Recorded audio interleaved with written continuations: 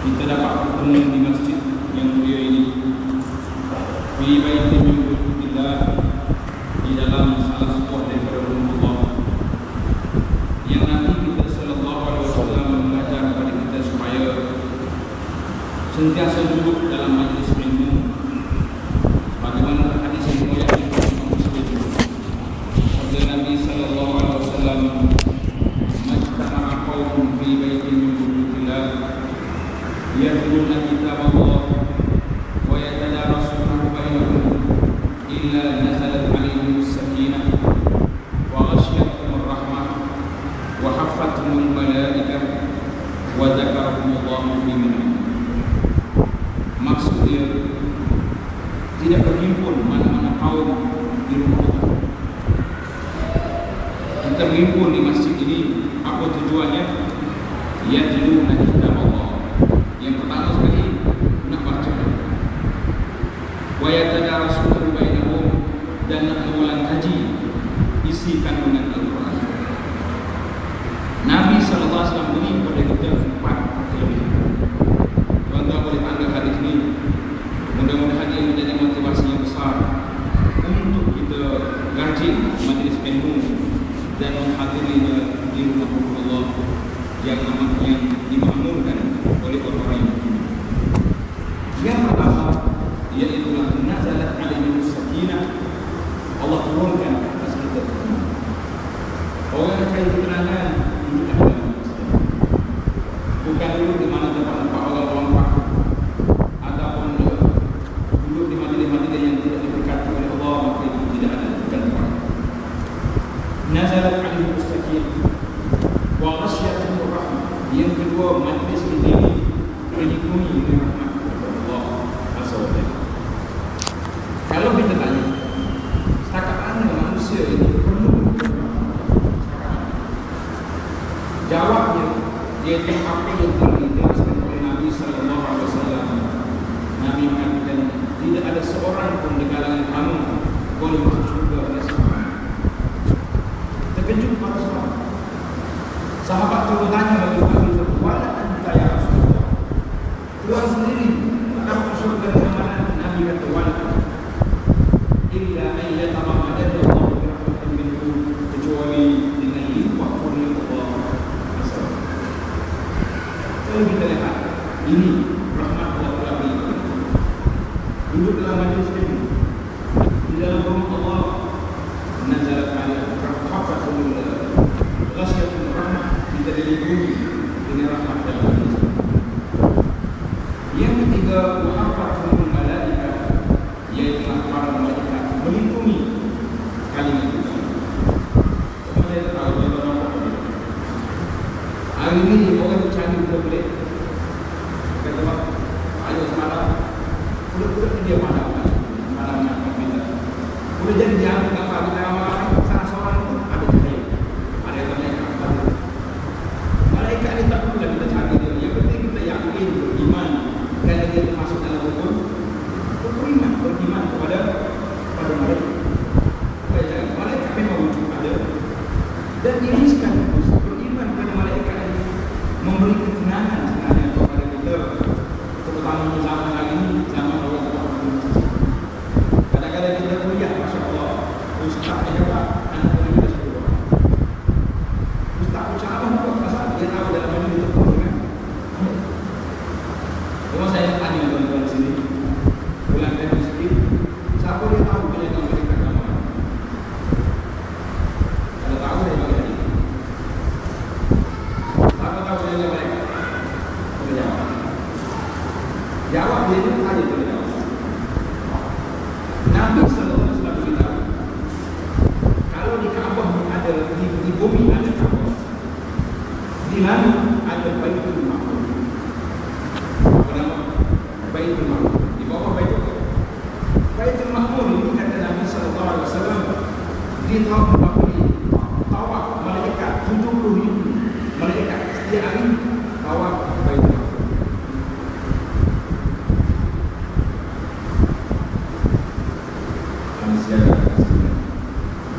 MP5 meningkat dalam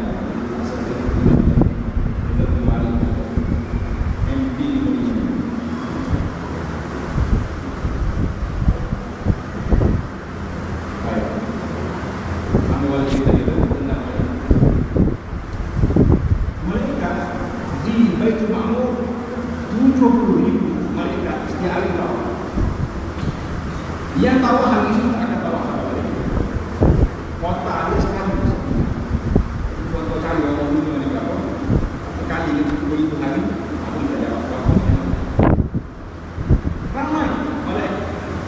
Cuma yang kita bimbang hari ini, kita boleh berkawan dengan malaikat di masjid, tetapi kita tidak berkawan dengan malaikat di mana?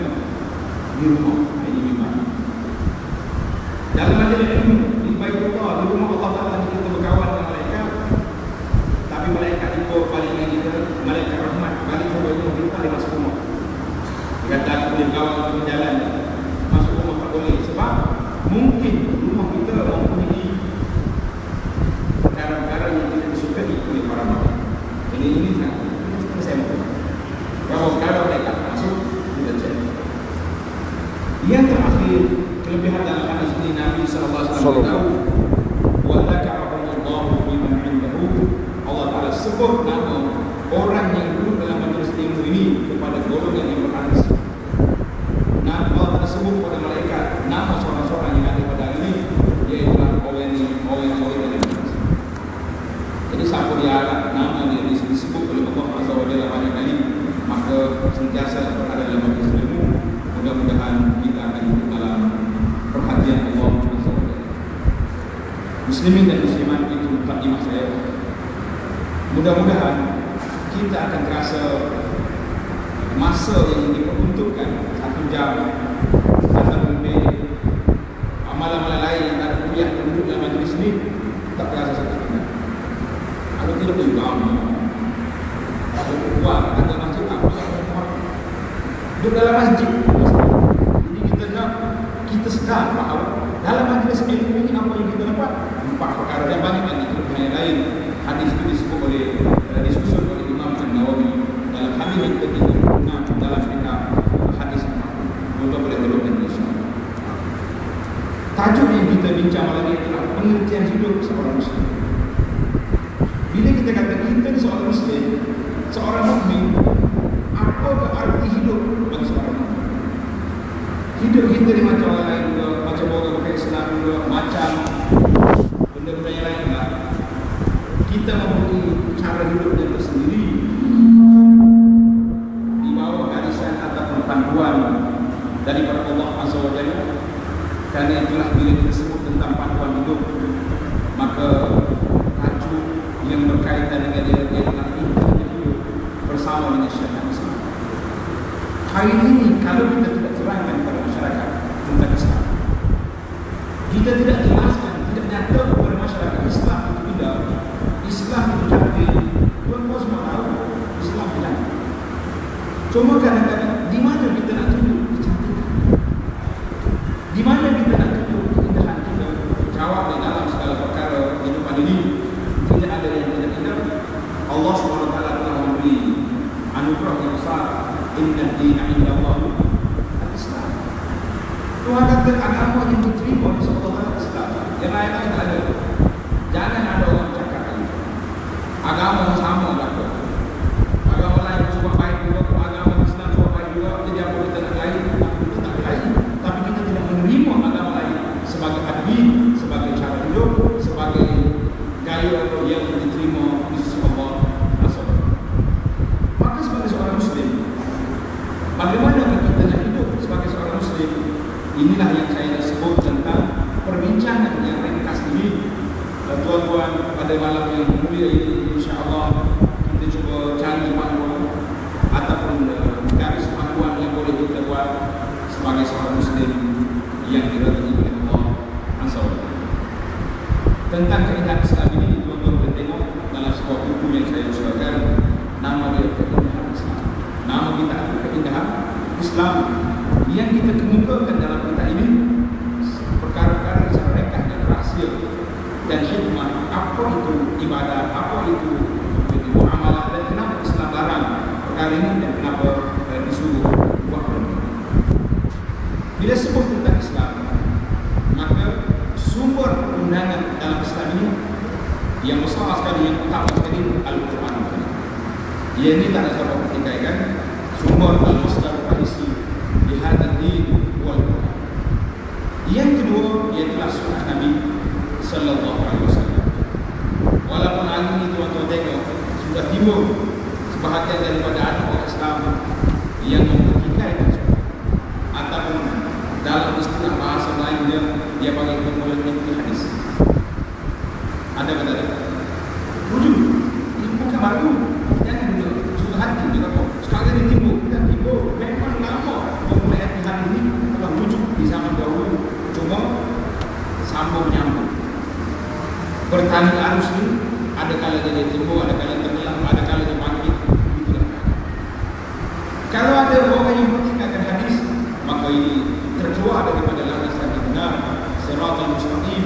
Bagi kita ni Al-Quran Karim, sebagaimana hadis Nabi SAW bersabda, aku tinggal pada kamu dua asas, iaitu Al-Quran dan Sunnah atau hadis Nabi SAW. Kemudian para ulama mengatakan yang ketiga sumber undangan itu iaitu al-ijma'. Sepakat para ulama menetapkan satu hukum berdasarkan kepada Al-Quran, berdasarkan kepada hadis Nabi SAW. Kemudian diikuti dengan satu lagi yang panggil qiyas pada perkara-perkara yang terlepas. Muslimin dan muslimat pada kemas sekalian, bila sebut tentang kita sebagai seorang muslim, di mana kita, bagaimana cara kita nak hidup? Jawab dia yang pertama sekali kita kena kembali kepada iman dan Islam. Iman dan Islam. Kalau kita belajar dalam kitab akidah, kalau kata iman dan Islam, dia berbeza. Iman lain, Islam lain. Tapi kalau dia seorang, iman, saya beriman, saya Islam, maka dia satu. Agama Islam, ya. Apa yang kata saya Muslim, mukmin, dia adalah perbezaan dia. Tapi pada asasnya, bila dia berpisah bersama, bila dia bersama berpisah. Itu dalam istilah kita. Kalau bersama, berpisah. Kalau berpisah, bersama. Itulah cara. Artinya, bila sebut tentang iman, iman itu iman.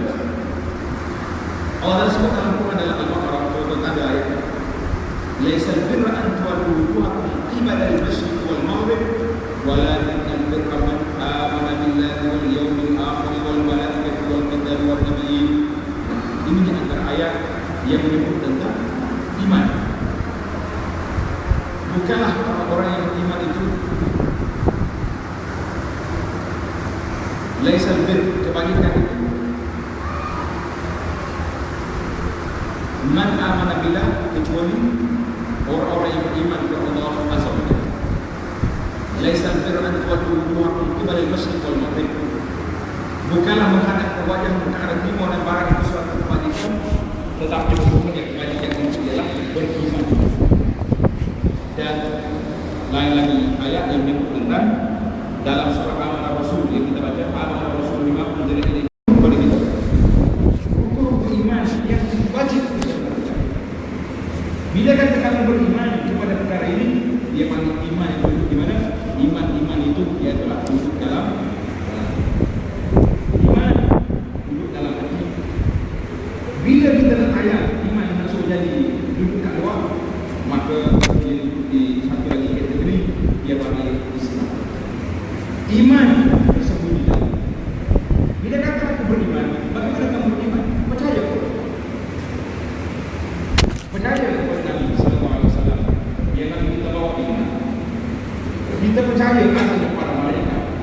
Semua yang kita percaya ini duduk dari mana? Duduk dalam hati.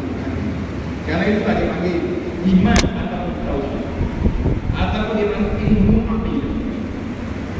Ilmu apa lagi saudara? Aqidah. Lagi tauhid. Lagi usul din. Itu menunjukkan perkara-perkara yang menjadi usul perkara. Kemudian bila mari waktu lahir, maka waktu lahir itu di mana? Duduk di rukun Islam. Bila kata rukun Islam di mana? Dia itulah Allah SWT perintah kita supaya mengucap. Mengucap. Kenapa kita kata mengucap? Artinya tak boleh. Boleh kita kata aku mengucap dalam hati. Mengucap. Tasdik dalam hati. Mengucap mesti kita kata dalam hati.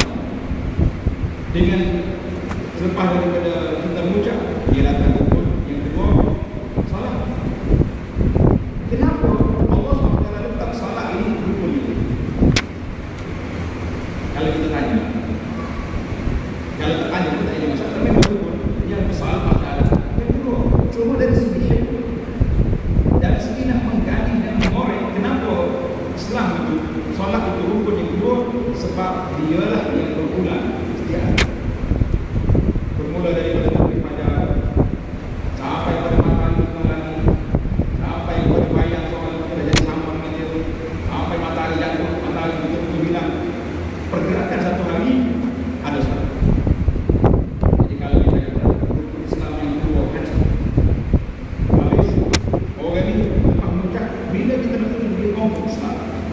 Bila sudah mengucap minta maaf haji, aku hajikan Allah dan tak boleh berpulas.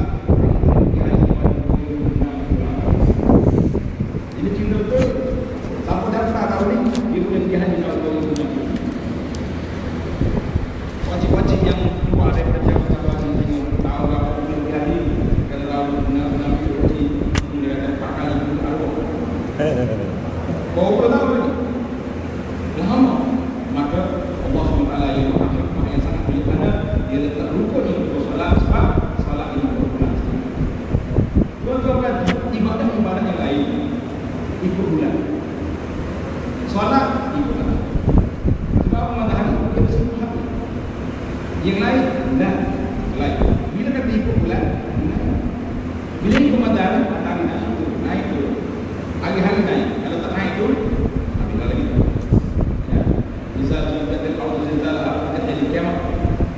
Jadi rukun Islam ini rukun yang menunjukkan kepada kita amalan yang zahir. Siapa yang tak buat, maka orang ini duduk dalam lembah yang sangat bahaya. Sebab kita tidak tahu dia Islam. Dia beriman ke tidak? Kalau dia kata saya beriman, mana bukti? Kita sekarang ni semua benda minta bukti. Apa bukti jawab saya? Kalau kita pergi cakap dengan isteri, saya sayang kamu, dia perlu tunggu dia. Hari-hari cakap saya, ada kata dia bagi. Hari sekali isteri tu dia ada, lah cakap. Saya pagi, hari ni bagi hari, besok bagi. Ada kita kata beriman. Orang azan beriman. Beriman, tapi mari Ramadan dia makan hari. Beriman, bila mari waktu orang suruh tutup aurat, orang perempuan tutup aurat. Ini dua komponen yang besar. Maka asas kepada perjalanan kita iman, kepercayaan kita dalam hati. Yang kedua amal dengan anggota melalui rukun Islam dan lain-lain itu. Dan yang paling tinggi darjatnya yang paling al-ihsan, iaitu darjat yang paling tinggi kepercayaan kita. Kita bisa sentiasa duduk di bawah pemerhatian, di bawah kawalan Allah SWT. Kalau kita dapat darjat ihsan ini, banyak sesuatu. Polis tak payah ada lagi. Penjara-penjara itu. Orang tak akan buat benda sebab dia tahu Allah SWT mengawasi. Cuma bagaimana kita nak tanam? Bagaimana kita nak ambil kebesaran? Bagaimana kita nak suruh masuk dalam hati kita perasaan takut, perasaan gerung nak melakukan maksiat? Maka ini pengajian kita, pengajian tentang akidah, tentang mengenali Allah SWT perlu dipertingkatkan dan diperbagaikan pendekatan supaya kita dapat menghayati perkara. Karena itu yang ilmu iman ini, ilmu akidah ini seperti akar. Pokok berhidup tanpa akar. Kemudian ibadah yang asas itu disebabkan patah. Diikuti dengan ibadah-ibadah yang sunat seperti tahan, ranting dan akhlak yang boleh ulang yang mencantikkan, mengindahkan kedudukan seorang muslim dengan Allah SWT. Maka para jemaah sekalian, Nabi SAW telah ditanya oleh sahabat, dia kata, ya Rasulullah, kenapa kami dengar banyak sangat Rasulullah baca doa ya muqallibal-qulub tsabbit qalbi ala dinik. Sahabat tanya, ya Rasulullah, kenapa kami dengar Rasulullah banyak baca doa? Wahai Tuhan yang membolak-balikkan hati, tetapkanlah hati di atas agama. Nabi kata, sebab hati manusia ini di bawah kuasa Allah SWT yang terbiasa berbuat. Hari ini nak buat, besok tak. Hari ini semangat, besok tak. Dalam istilah kita belajar ilmu akidah dan tauhid ini, dia panggil al-iman yazidu wa yanqus. Iman yang kita ada ini yazid, bertambah, yanqus. Bila dia bertambah? Bila kita buat ibadah, kita tafakkur, kita tadabbur ayat-ayat Allah, duduk di tepi laut, merenung ke laut yang dalam, tengok bagaimana kuasa Allah SWT. Mungkin kita tengok laut biasa, tapi dengan sebab kebilangan kita duduk kosong, kita dengar satu cerita baru pula, dia panggil laut yang paling ganas. Dulu kita ingat hayawan yang ada, panggil laut ada dulu yang ganas. Laut ada. Laut ini. Jadi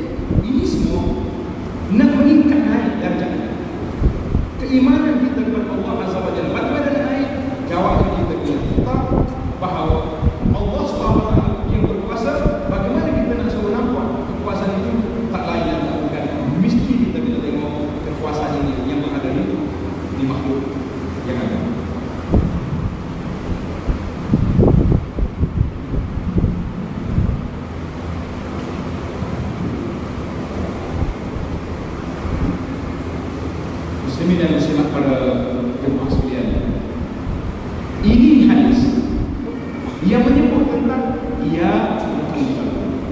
wahai Tuhan kami bolak-balik jadi berdoa. Sebab apa? Orang mukmin dia akan berjalan seperti biasa. Di antara khauf dengan kita berjalan dalam keadaan kita takut kepada Allah dan raja kita mengharapkan Allah terima amal kita. Kalau kita takut selalu, tak ada harap, boleh jadi kita mati. Apa muru yang tak ceria sebab apa? Takut. Tapi kalau kita takut, bermakna kita takut ini yang sebenar menghalang kita daripada melakukan maksiat, kemungkaran kepada Allah Azza wa Jalla. Itu dia panggil takut yang sebenar.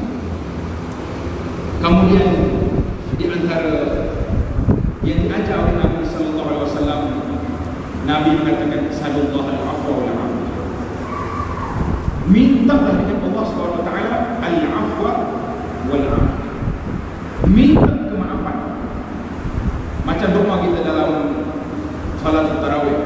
Allahumma inni as'aluka, Allahumma innaka afuwun tuhibbul afwa. Kan? Ingat doa. Jadi kita doa tak baca doa ni lain masuk lahap. Hari-hari kita baca inni as'aluka al-afwa wal afwa. Kita minta kepada Allah Subhanahu wa taala al-afwa, kemaafan. Awal afiyah, kesejahteraan. Minta kepada Allah kemaafan dan kesejahteraan. Dalam hadis yang lain, bapa saudara Nabi sallallahu alaihi wasallam namanya Abbas bin Amr. Abbas datang bertemu dengan Nabi sallallahu alaihi wasallam, ya Rasulullah, ajarlah kepada saya doa yang saya nak minta kepada Allah Azza wa Jalla. Siapa dia Abbas itu tuan? Bapa saudara. Bapa saudara minta dengan anak saudara dia supaya Nabi kita ajar kepadanya doa, dia nak doa, minta kepada Allah Azza wa Jalla. Maka Nabi kata apa? Sallallahu alaihi wasallam. Pak Haji meminta dengan Allah Taala al-afiyah, minta sejahtera. Minta sejahtera. Berlalu beberapa hari, Abbas datang lagi. Ya Rasulullah, ajar kepada saya doa. Saya nak doa minta kepada Allah. Nabi kata, wahai Abbas, wahai bapak saudara Rasulullah sallallahu alaihi wasallam, sallallahu al-afiyah fid dunya wal akhirah. Mintalah keselamatan di dunia dan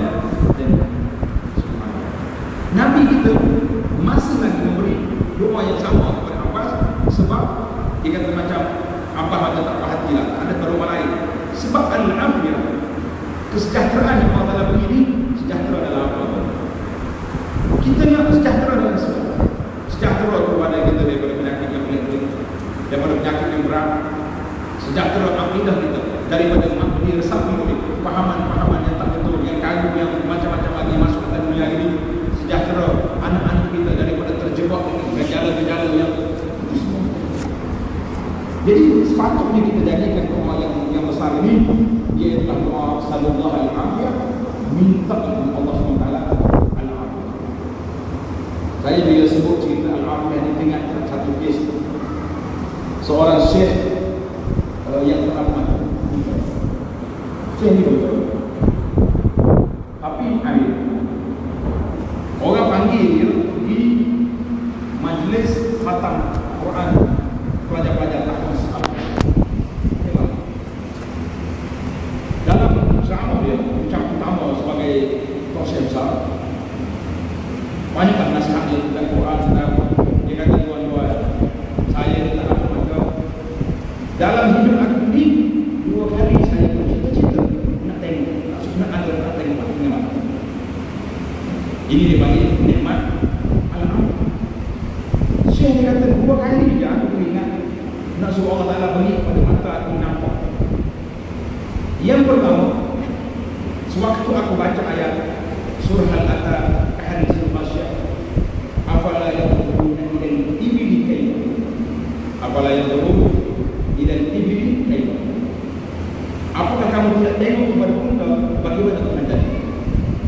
Dia kata, aku bercita-cita mata aku nampak, untuk aku nak tengok unta, nak tadabur, iktibar, kenapa masuk dalam banyak-banyak ayat, dalam banyak-banyak makhluk Allah SWT, Tuhan pilih buka sebenarnya. Contoh lain tak buka. Kalau dia buka cabut minum susu, hari itu kita ada susu dia minum, air kecil minum, macam kecil. Ikut orang bawa kait apa minum air kecil apa minum. Yang kita nak begitu, naknya ada iktibar dari pengajaran. Yang kedua saya kata, aku bercita-cita kalau aku mata aku nampak, aku nak tengok wujuhun najirah, muka-muka yang bercahaya, yang menjadi penghafal Al-Quran yang ada dalam dewan yang ada. Habis dewan yang ada, kerana Syekh menyebut kepada kita betapa al-afiyah, kesejahteraan anggota kita ini sangat besar nikmatnya, sangat besar nilainya kalau kita gunakan dia untuk perkara-perkara. Hari ini kita jelek mata. Apa benda yang kita guna mata? Berapa muka surat Quran tak soalan kita baca? Tanya orang sensitif lah. Tanya orang lain juga. Berapa banyak kita pergi tengok hayat-hayat yang kita dapur pada kita? Berapa banyak kita lalu kita tengok tempat-tempat muka dan nasihat, sama-sama nak di masjid tengok ternampak lalu, yang hati kita terbakar, merintih, berdoa kepada Allah, ya Allah, janganlah Engkau balakan kami ini dengan sebab fa'ala subhanallah, dengan sebab perbuatan yang dibuat oleh orang-orang yang berjenis di kalangan kami. Ada rintihan, ada bantahan dalam hati. Jadi itulah nikmat al-afiyah. Kita tidak tahu nikmat satu perkara kecuali apabila nikmat itu. Nabi ajar Sayyidina Abdullah bin Abbas, Allahumma inni Allahumma inni as'aluka al-afiyah fid dunya wal akhirah.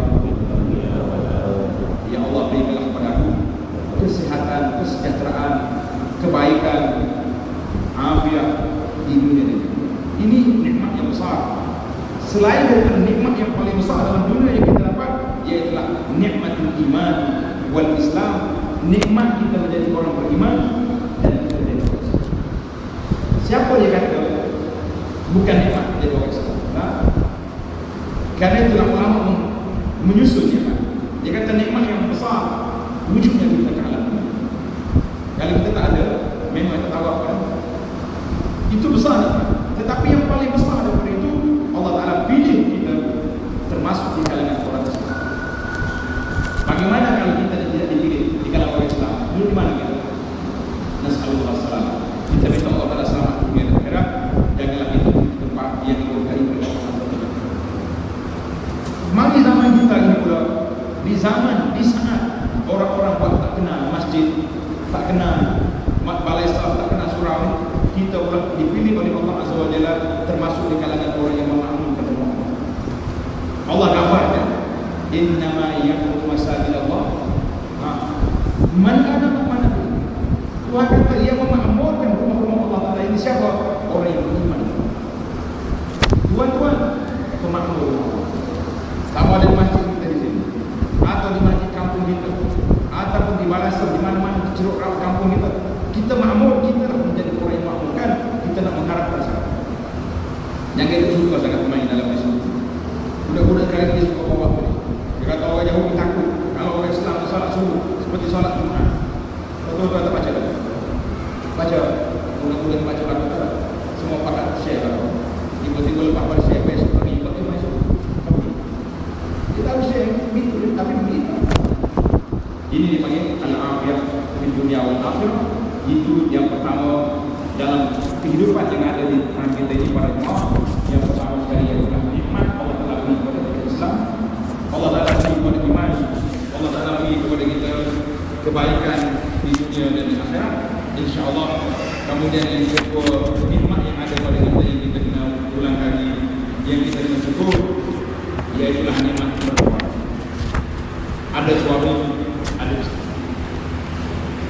Selama kita bersuami istri, berapa kali kita berfikir, berapa kali kita tadabbur ayat Al-Quran yang menyentuh tentang kehidupan kita. Malam ini saya nak bawa, nak membawa bersama dengan tuan-tuan kepada surah Al-Rum ayat 21. Anda di masing-masing. surah Ar-Rum ayat 21 dan sampai 24. Waktu malam sebelum tidur, tolong ambil mushaf, ambil Quran yang ada terjemahan, baca. Mengapa Allah Ta'ala panggil tentang hubungan suami istri? Tuhan kata, wa min ayatihi an khalaqa lakum min anfusikum azwajan litaskunu ilaiha wa ja'ala bainakum mawaddatan wa rahmah. Inna fi dzalika laayatin liqaumin yatafakkarun. Di mana dia? Wa min ayatihi, di antara tanda-tanda kekuasaan Allah nak ungkit kepada kita suami dan isteri. Tuhan kata di antara ayat kekuasaan Allah SWT, apa dia? Dia menciptakan untuk kamu isteri-isteri kamu daripada jenis kamu. Isteri daripada kita sama-sama manusia. Hari ini orang tanya, boleh nak kahwin ke?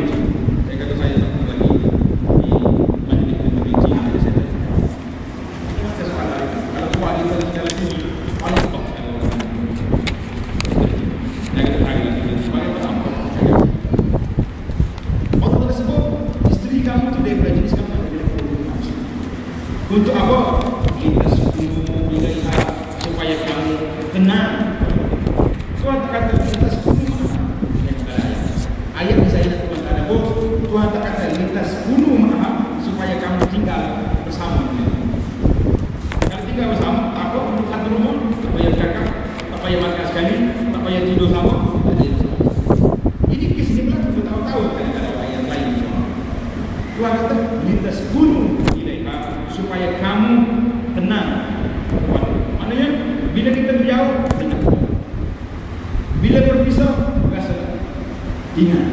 Itu dimaksud ayat Allah. Anak orang yang kita tak kenal dia. Kadang-kadang bukan Melayu pula. Maaf dia pernah negara mana? Jumpa-jumpa, kahwin, kasih sayang dia. Macam orang kawan, berganti tahun.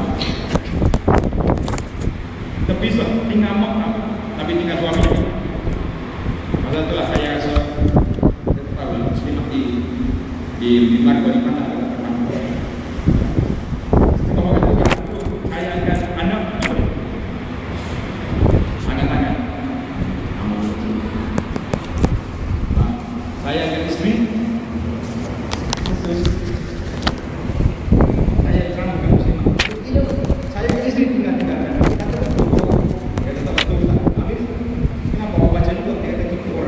ini bahaya kita ikut orang, tidak ikut apa yang kita mana suruh tinggalkan. Sayang tu bagi nak ada. Ini ayat yang kedua Allah tersebut kita tak ada saya rekan dalam perbincangan tentang ayat ini kerana kita banyak lagi tajuk-tajuk yang kita nak beri. Allah Taala beri kepada kita tanggungjawab yang besar muslim dan muslimat, iaitu di antara lagi wa ja'ala bainakum mawaddatan wa rahmah litaskunu, supaya kamu tenang balik kepada rumah kamu. Dan Allah jadikan di antara suami isteri mawaddah wa rahmah. Mawaddah ni apa? Cinta, kasih sayang. Waktu kita sama muda, waktu kita sama hebat, banyak cinta. Panggil sama dia yang ini. Kadang-kadang letih. Tapi kalau dah tua, cucu masih hanya berapa hari nangis. Kata mana nangis harus senyum. Kalau nangis, ketika itu tak ada cerita-cerita, dia ada rahmat, ada kasih. Allah Akbar. Tadi kita sampaikan. Ia saja yang ke sini, iaitu tentang bagaimana kehidupan kita dalam Al-Quran. Hari ini para jemaah, saya jumpa dengan anak-anak kita yang terjebak dengan gejala-gejala sosial. Kita mohonlah kepada Allah Azza wa Jalla bi asma'il husna, dengan nama-Nya kita, dengan sifat-Nya mulia, supaya jauhkan kita dan keluarga kita daripada terjebak dengan gejala-gejala ini. Mereka kata, dia kata sebelum kita ustaz-ustaz nak menyalahkan kami yang terjebak dengan gejala ini, kita kena tengok dulu kenapa mereka jadi sini. Kenapa mereka jadi sini? Bila anak-anak dibangga, saya teringat kepada satu kisah berlaku di zaman Sayyidina Umar Ibnu Khattab radhiyallahu anhu. Di zaman Sayyidina Umar ada seorang bapa pergi dakwah kepada Sayyidina Umar, anak dia derhaka. Anak dia derhaka kepada Umar. Kata, macam mana kamu mari dakwah tak bawa orang yang dakwah, tak adil. Karena itulah saya peringatkan kepada para jemaah sekalian, isu Sayyidina Umar ini perlu perhatian. Kadang-kadang berceramah bukan semangat. Tengok tuan-tuan, Umar telah adil. Dia tuduh anak dia Abu Sama tanpa mahkamah, bunuh anak isteri. Ataupun Umar ini orang yang sangat ganas, boleh bunuh semua cerita-cerita Sayyidina Umar bunuh anak waktu kecil. Sayyidina Umar minum arak dalam tengkorak, cerita yang dibuat oleh Qusas, dibuat oleh pemilik Clara saja, tidak ada riwayat yang Muslim. Baik. Umar seorang yang hebat, adil. Umar kata lumayan. Bila mari anak dia sebelah, ayah dia kata ni Khalifah, anak yang derhaka. Anak dia kata Khalifah, sebelum jatuh hukum saya nak cakap boleh. Umar kata cakap. Saya minta dan Tuan Khalifah cerita kepada saya, apakah hak anak terhadap kita hari ini. Kita duduk kita kata awak nak pada sebab aku bapa aku ibu kan. Kita terlupa anak ni ada hak. Saya Umar kata yang pertama sekali dia kena pilih ibu yang baik untuk jadikan isteri. Barulah anak kedua baik. Yang kedua, bila tua anak letak nama anak yang baik, letak nama anak nama-nama yang baik, jangan letak nama yang tak terpasang. Yang ketiga, dia kata kena ajar, kena didik anak dibaca Quran. Ada lagi beberapa perkara yang panjang cerita. Anak dia kata apa? Khalifah, bapa saya, mak saya ni tak tahu ambil hamba siapa, dia jumpa kat mana-mana, jumpa kat pasar malam, jumpa mana, maka dia itu. Yang kedua, bila saya lahir, dia letak nama saya ni Jumlah. Jumlah orang katakan harta, barang, pertaruhan. Yang ketiga, seperti saya ingat sampai hari ini, tak pernah dia ada saya. Umar kata apa tuan? Dia kata, mu derhaka kepada anak kamu sebelum dia derhaka. Memang pada masa kita dalam isu kekeluargaan, sehingga ada seorang sahabat saya, bila mati isteri dia, dia menangis. Dia menangis sama saya sebut dia tengok orang lain. Dia kata apa Ustaz? Saya terlalu mengejar dunia. Kerja overseas, meeting sana sini, balik tengah malam, anak pagi dekat nak salah pun kena tolak ke tepi. Kadang-kadang jengkok je kan, tak ada kasih sayang langsung. Saya tak sempat. Saya suka pada isteri saja, kasih anak-anak. Sampai bila saat isteri dia kena kanser, nak mati, dia berbisik dengan isteri dia saat nak mati. Isteri kata apa? Saya dah apa sekarang, wasiat saya kepada abang, hiduplah dengan anak saya. Dia kata Allah Ta'ala bayar harga kealpaan saya terhadap tanggungjawab keluarga ini dengan mati isteri. Hari ini anak-anak dia, barulah dia berkasih sayang, bermesra dengan anak-anak. Kita kena ingat, jangan sampai Allah SWT tarik iman. Jangan sampai Allah SWT tarik al-afu. Anak menderhaka, anak lahir di rumah, anak duduk di rumah harapan, anak duduk di pusat serenti. Ketika itu baru kita nak sedar tanggungjawab kita dari Allah. Lah, tidak ada guna penyesalan pada ketika itu. Maka sekarang kamu yang duduk di hadapan anak-anak, yang duduk di hadapan, bertanggungjawab di hadapan Allah Azza wa Jalla, bahawa kita kena bagi masa anak kita, isteri masa untuk suami, isteri masa untuk anak-anak, dan semua kena ada dunia. Hari ini kita tengok ayah-ayah pergi masjid, subhanallah rajin. Tapi yang bawa anak ke masjid berapa orang? Ayah dia tak boleh bawa duduk ustaz, kacau. Apa yang kacau? Kalau kita didik mereka duduk bersama kita di masjid, mereka mesra dengan masjid. Waktu ayah sibuk pun anak boleh main masjid. Tapi kalau dibiarkan anak pergi masjid, jadilah seperti sebahagian masjid. Satu ada sebuah masjid yang hebat, saya tak nama masjid, dipanggil saya ceramah. Tengah ceramah, bising, Masya Allah, apa ada duduk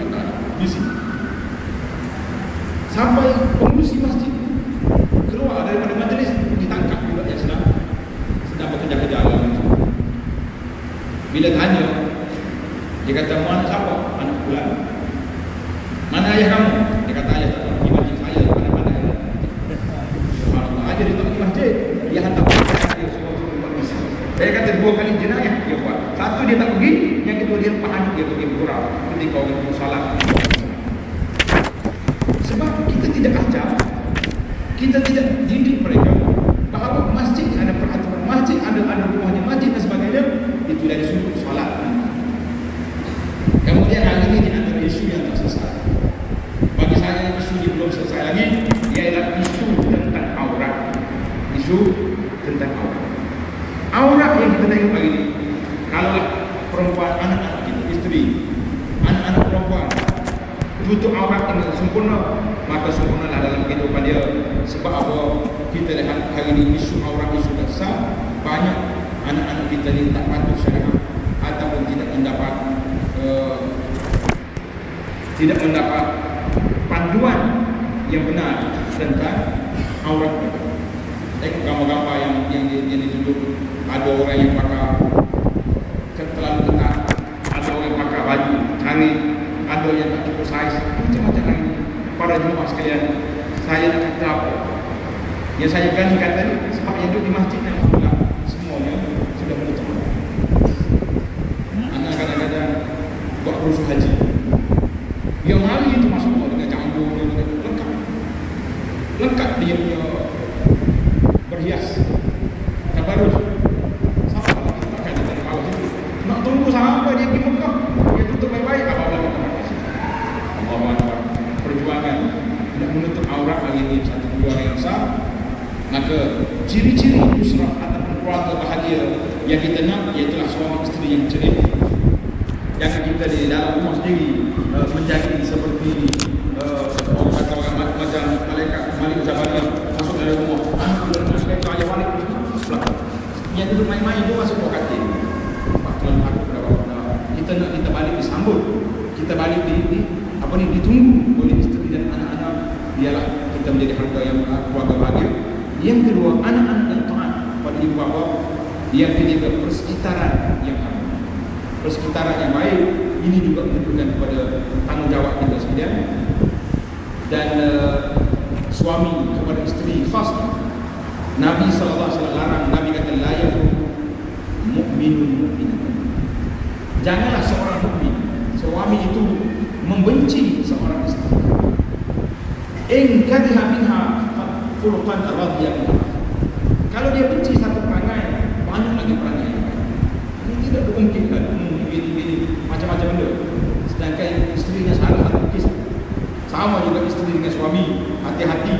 Nabi SAW sebut dalam hadis, ketika Nabi pergi melawat tengok neraka, Nabi kata ramai orang perempuan dalam. Tapi saya bagi ingat hadis ini, suami jangan guna hadis ini ketika berkelahi dengan isteri. Setengah orang itu, kau jawab dulu. Patutlah Nabi kata orang perempuan ramai dalam neraka. Ini salah guna ayat. Nabi kata, aku tengok ramai perempuan masuk neraka, yakfur, sebab mereka itu kufur.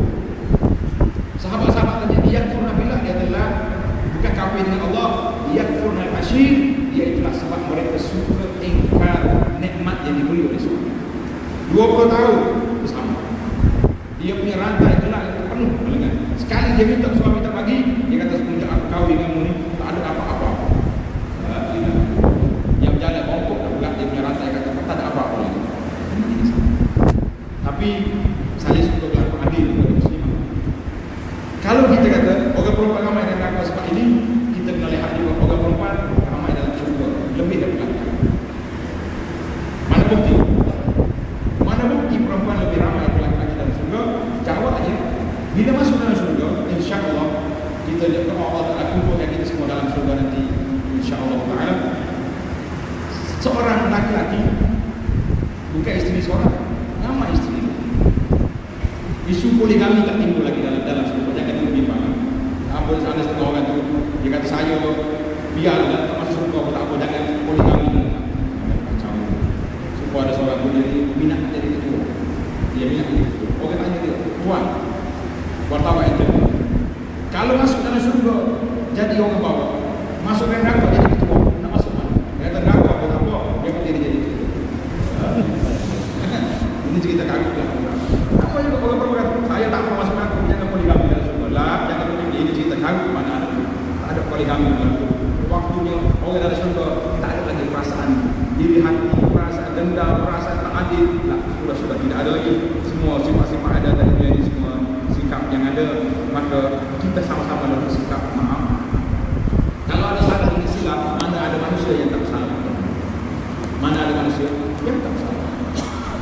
Kalau kata di seorang ulama kami yang hebat, dia kata aku tahu kalau ada masalah dalam rumah, aku tahu. Orang yang hati cerah diibaratkan seperti cermin yang bersih. Cermin yang bersih, kalau ada sedikit debu, nampak kita. Tapi kalau cermin itu berkarat, ada apa? Tengok. Ulama yang punya hati yang bersih, dia kata kalau istri aku buat masalah di rumah, ataupun anak-anak aku buat masalah, maka aku boleh cek, boleh saya mau ada masalah di antara aku dengan Allah SWT. Ini orang hebat, orang yang berjiwa besar, tidak menyalahkan orang lain, dia menyalahkan diri sendiri. Dia kata aku dengan Allah ada masalah, aku nampak kerana istri dan anak-anak ada masalah. Mungkin tak dengar kata, mungkin karena itulah tuan-tuan, kalau kita larang anak-anak kita tak larang, jangan dimaki, jangan disumpah, jangan berkata ni, sebab kita buat koreksi, muhasabah diri aku dengan Allah SWT. Kalau kita berhak kepada Allah, mengapa anak kita berhak? Ini yang kita kena belajar, kena muhasabah. Kita bersifat sabar, wa tawasau bis sabri, wa tawasau bil haqqi. Sabar dalam ulama kata sabar ini, yang pertama sabar menerima susah, sabar waktu susah. Yang kedua sabar dalam rangka ibadah. Tuan-tuan ibadah kita sabar kan tidak? Sabar. Ya Allah, aku lagi masjid hujan, sudah. Kali dan balasan. Tak kata tak apa kalau tak disolat kalau hujan berapa titik. Tapi cari alasan. Sabar dalam ini. Yang ketiga sabar meninggalkan maksiat. Sabar yang pertama sabar di atas musibah yang menimpa. Yang kedua sabar di dalam melakukan ibadah. Yang ketiga sabar ketika untuk meninggalkan maksiat. Dan kita bersifat toleransi, bertimbang rasa dengan segala perkara yang berlaku. Maka para jemaah sekalian, saya lihat di antara punca berlaku perkara dalam dunia kita ini, iaitulah apabila IT ataupun kecanggihan teknologi yang ini memang merusakkan masyarakat. Budak-budak yang terjebak dalam bidang bila kita siasat. Di mana punca? Puncanya SMS. Orang SMS akhirnya itu kita buka bahawa nanti menjadi empat jumpa apa yang terjadi Allah Ta'ala alam.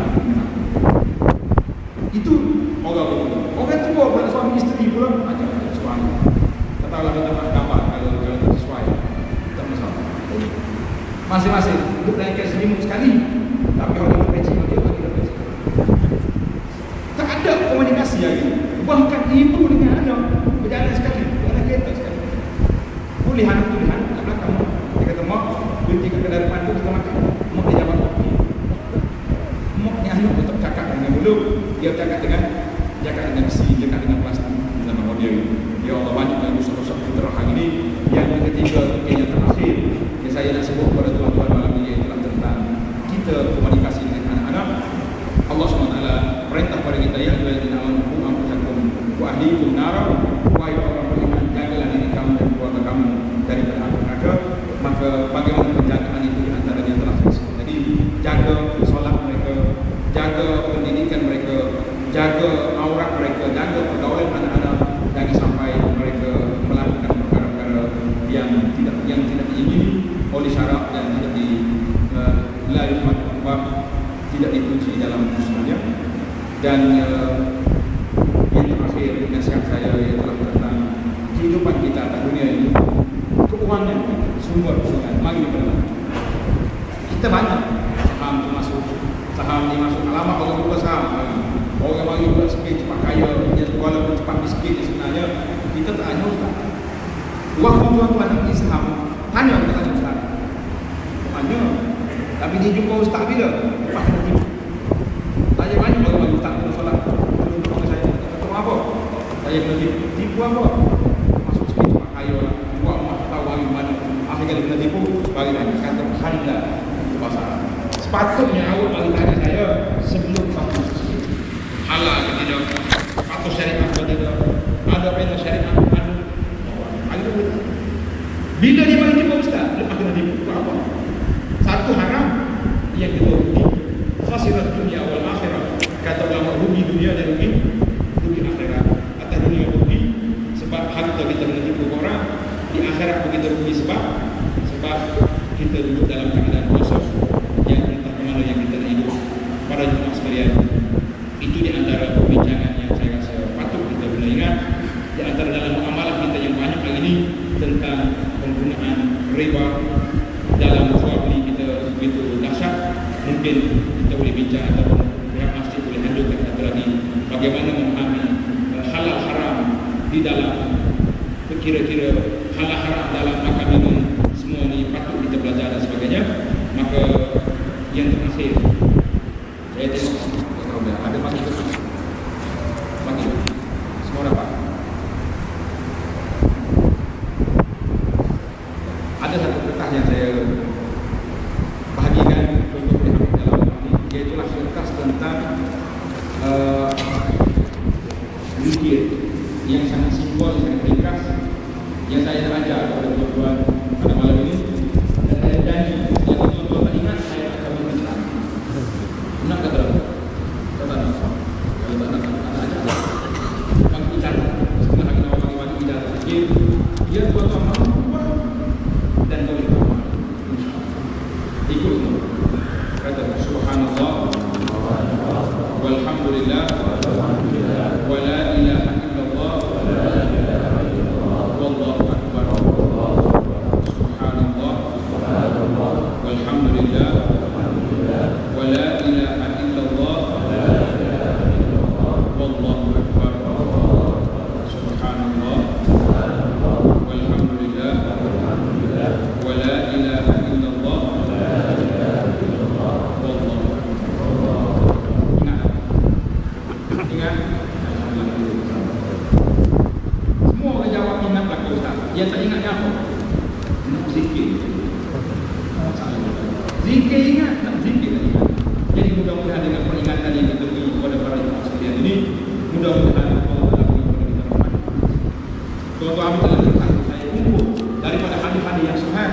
Zikir 4 kali hari mempunyai kelebihan dia 12 kelebihan. Kalau orang lain bagi zikir, bagi kopi 7 dalam 1, saya bagi zikir 12 dalam 1. Tuan-tuan mampu buat, sangat simple dan mudah. Cuma atas kita buat banyak. Paling banyak maksimal bilangnya dia, Nabi kata, katalah subhanallah 1 kali, alhamdulillah 1 kali, la ilaha illallah 1 kali, Allahu akbar. Itu paling banyak.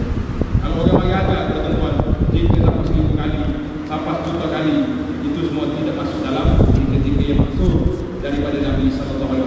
Sebab apa? Nabi tak ajar kepada kita kecuali perkara-perkara yang mudah, simple, mampu dibuat, mampu dimiliki dan tak ada. Tengok di antara tawaran istimewa. Satu lagi. Tawaran istimewa Nabi kita. Tuan-tuan apa? Nabi kata, siapa yang beramal dengan ini, setiap hari dia dapat panggilu kecil, mahlikat dalam. Apa dia tawaran istimewa? Saya kata, ini projek mega mampu pilih. Projek besar, dia dalam syurga. Bukan dia kasar lagi. Siapa dia? Jangan. Man habita ala isnatai asyrata rakaat. Siapa dia jaga 12 rakaat satu hari satu malam. Boleh tak? Saya tak tahu nak jawab tak boleh. Tak boleh pun tuan-tuan kena kata insya-Allah. Siapa dia jaga 12 rakaat satu hari satu malam. Salat sunat 2 rakaat sebelum subuh. Ada 4 rakaat sebelum zuhur. 2 rakaat lepas zuhur. 8. 2 rakaat lepas asar. Clear? Tak boleh? Sekarang ada orang itu dari sekolah lepas asar. Dari awal yang tak boleh. Dan lepas asar. Ingat kembali lagi. Itu nak test. Baik. 2 rakaat setelah maghrib 10, 2 rakaat 12 rakaat. Nabi bagi tawaran pokok istimewa. Siapa yang jaga 12 rakaat satu hari ini, Allah Taala setiap hari akan diberi malaikat. Saya tak tahu timur tengok start bermula daripada malam ni, lepas isya solat, belum subuh solat, Malaysia itu 12 rakaat, kita kata alhamdulillah kita telah menerima tawaran Islam. Orang ini sibuk tak dapat, baik, hari ini dapat, besok dia dapat. Jangan setiap hari dapat, dia dapat. Tambah lagi dengan 2 rakaat duha. Jadi berapa? 14. Tambah lagi dengan 3 rakaat menjadi 12. Boleh kita jaga 2 malam. Tak jaga 2 rakaat sampai malam. Bagi saya di zaman dunia sibuk lagi. Dia mahu orang tak mana pergi sana sini sampai dia boleh jaga 2 rakaat satu hari satu malam ni. Insya-Allah kita sudah naik ke taraf wali Allah. Kalau wali besar. Dia kata wali mana tu? Wali apa? Spesial. Kita wali dulu. Kena satu kali saya pergi satu masjid, ada salah baca nanti dia nak tanya. Orang azan tak tanya. Dia nak baca orang azan. Itu ustaz. Itu wali. Wali ni. Dia kata dia solat ni. Solat bukan untuk tenang dalam masjid. Saya kata wali salah baca lagi. Dia baca lagi atas. Wali wali ini adalah awliya Allah. Wali-wali Allah itu alladzina amanu wa kanu yattaqun. Wali dia adalah orang yang beriman, takwa. Kenapa kita tak kenapa jadi wali? Wali ini kemudian kita kata wali 17 rakaat satu hari semalam. Tambah dengan zikir pada waktu pagi, zikir waktu petang, zikir pas solat, zikir pergerakan semua sekali pada jemaah. Saya yakin kita mampu untuk ini projek mega. InsyaAllah mudah-mudahan Allah kami pada kesempatan jiwa untuk menerima anugerah yang besar ini. Dan saya adalah yang mahu saya perkatakan di antara buku yang cantik kalau tuan-tuan tengok zikir pagi dan petang dan zikir pergerakan. Satu buku yang saya usahakan terjemah nama dia Perisai Muslim. Perisai Muslim ini ada 2 versi. Satu versi percuma, satu lagi membayar. Nak contoh ni. Kalau nak berjamaah boleh. Aku buka dalam website nama dia Islam House. Cari kat situ, dekat cari bahasa Malaysia. Boleh Perisai Muslim atau cari nama saya akan keluar. Contoh saya reda wakaf ambil atau wali ambil. Boleh download banyak.